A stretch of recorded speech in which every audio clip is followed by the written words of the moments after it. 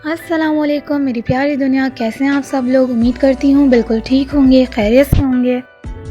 جی تو آج ہمارے گھر میں بن رہی تھی یخنی پلاؤ، تو میں نے سوچا کہ آپ لوگوں کے ساتھ کیوں نہ اس کی ریسیپی شیئر کی جائے۔ تو چنے میں نے رات میں بھگو دیے تھے اور پھر صبح اٹھ کے میں نے اس کو چڑھا دیا تھا۔ اس کے اوپر سے ایکسس جتنا بھی آپ کو ببلز آتے رہیں گے وہ آپ نے صاف کرتے رہنا ہے۔ تو اب میں چڑھانے لگی ہوں یخنی، جس کے اندر میں یہی سب چاروں چیزیں ایڈ کروں گی، بیریا مرچ، ثابت دھنیا، سونف، لہسن۔ تو یخنی کا پانی آپ نے اتنا ہی لینا ہے جتنا آپ نے چاول لینا ہے، پانی کو بس اتنا پکانا ہے کہ وہ کم ہو جائے۔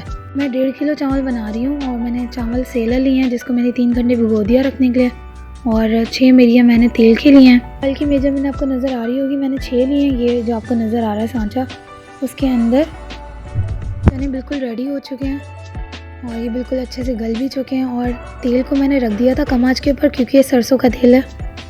مرچوں کو ہم نے گرائنڈر کر لینا ہے اور پیاز کو ہم نے کٹ کر لینا ہے، یہ ساری چیزیں جائیں گی تیل کے اندر۔ سرسوں کے تیل میں کھانا بہت زیادہ اچھا بنتا ہے، ٹیسٹ بہت اچھا آتا ہے، اور یہاں پہ میں پیاز براؤن کر رہی ہوں۔ یہ ساری کی ساری انگریڈینٹ جو ہیں وہ یخنی کے اندر ایڈ ہوں گی ہماری۔ باقی چیزیں آپ کو نظر آ رہی ہوں گی کوانٹٹی کے اندر، اور دھنیا پودینہ آدھی آدھی گڈی ہے۔ اچھا، پیاز ہمارے براؤن ہو چکے ہیں اور اب ہم تھوڑے سے اس کو نکال کر سائڈ میں رکھ دیں گے تاکہ جب اس کو دم کرنے رکھیں تو اس کے اوپر ہم تھوڑے سے اسپرنکل کر دیں گے۔ اچھا، یہاں پہ اب میں نے 2 ٹیبل اسپون لہسن ادرک کا پیسٹ اس کے اندر ایڈ کیا ہے۔ اس کو ایڈ کرنے کے بعد آپ نے اس کو اچھے سے بھوننا ہے تاکہ اس کی اسمیل ختم ہو جائے۔ آپ نے اس کو اچھے سے بھوننا ہے، اور میں اپنی کوانٹٹی کے حساب سے بنا رہی ہوں، 1.5 کلو کے حساب سے۔ آپ نے اپنی کوانٹٹی کے حساب سے چیزیں مینیج کرنی ہیں۔ ادرک لہسن کے بعد ہم مرچوں کا پیسٹ ایڈ کریں گے جو کہ ہم نے اسٹارٹنگ کے اندر پیس کے پہلے سے رکھ لیا تھا۔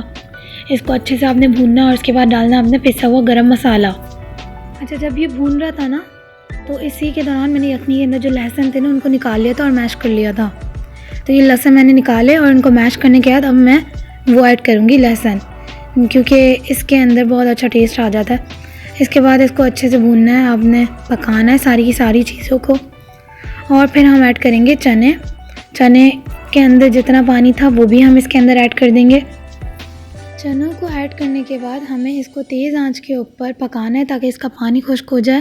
جی تو جب پانی تھوڑا خشک ہو گیا تھا تو میں نے اس کے اندر 4 ٹیبل اسپون نمک ایڈ کر دیا تھا۔ جب پانی تھوڑا خشک ہو جائے نا، تھوڑا خشک ہو تو ہی آپ نے ایڈ کرنی ہے، ورنہ نمک کی جو میجرمنٹ ہوتی ہے وہ خراب ہو جاتی ہے، اور اگر ہمیں کم لگے گا تو ہم بعد میں ایڈ کر لیں گے، تو اس کے اندر کوئی ایشو نہیں ہے، ہم بعد میں بھی ایڈ کر سکتے ہیں۔ تو اب میں نے اس کو ڈھک دیا تھا 5-10 منٹ کے لیے۔ اچھا، تو ڈھکن ہٹانے کے بعد میں نے اس کے اندر آلو بخارا، مرچیں ایڈ کی تھی اور کالی مرچ اور گرم مسالہ ایڈ کیا تھا۔ ایگزیکٹ کوانٹٹی میں آپ کو نہیں بتا رہی ہوں کیونکہ میں نے اپنے حساب سے ایڈ کی تھی چیزیں۔ آپ نے جتنا آپ بنا رہے ہیں اس کے حساب سے چیزیں ایڈ کرنی ہیں۔ یہاں پہ میں نے ایک بھر کے ٹیبل اسپون ایڈ کیا تھا۔ میں نے اس کو اچھے سے 1 یا 2 منٹ کے لیے بھونا، اور پھر اس کے بعد میں نے یخنی کا پانی اس کے اندر ایڈ کر دیا، اور پھر اس کو میں نے تیز آنچ کے اوپر پکایا تھا تاکہ اس کا پانی تھوڑا سا خشک ہو جائے، اور اس دوران میں نے اس کے اندر لیمو کا رس، دھنیا اور پودینہ ایڈ کر دیا تھا جو میں نے کوانٹٹی آپ کو بتائی تھی اور دکھائی بھی تھی۔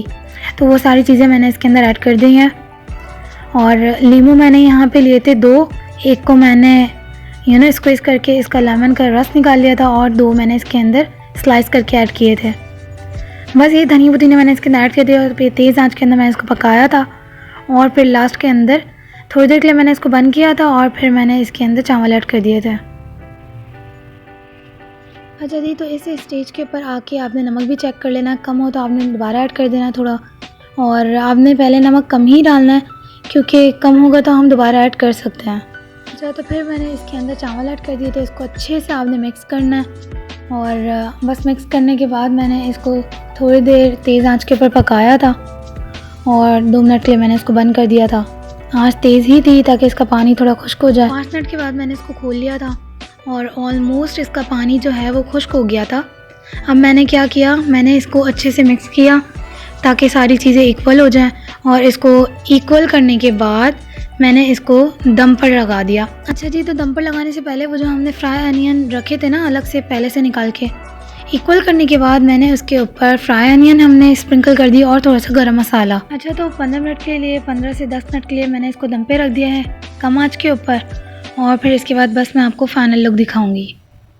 اچھا جی، تو ہماری یخنی پلاؤ بالکل ریڈی ہے، اور آپ اس کا لک دیکھ سکتے ہیں، 15 منٹ ہو چکے ہیں، اور بس یہ ہے فائنل لک، اور اب میں اس کو مکس کروں گی اور سرو کروں گی۔ اچھا جی، تو چلیں اب ہمارا اللہ حافظ کہنے کا وقت آ گیا ہے، اور اب ہم ملیں گے نیکسٹ ویڈیو کے اندر کوئی نئی ریسیپی کے ساتھ اور کوئی نئے بلاگ کے ساتھ. تب تک آپ نے اپنا بہت سارا خیال رکھنا ہے اور مجھے سبسکرائب کریں, کمنٹ کریں, شیئر کریں اور بیل آئیکن کو ضرور دبائیں تاکہ میری آنے والی نوٹیفیکیشن آپ کو ملتی رہے.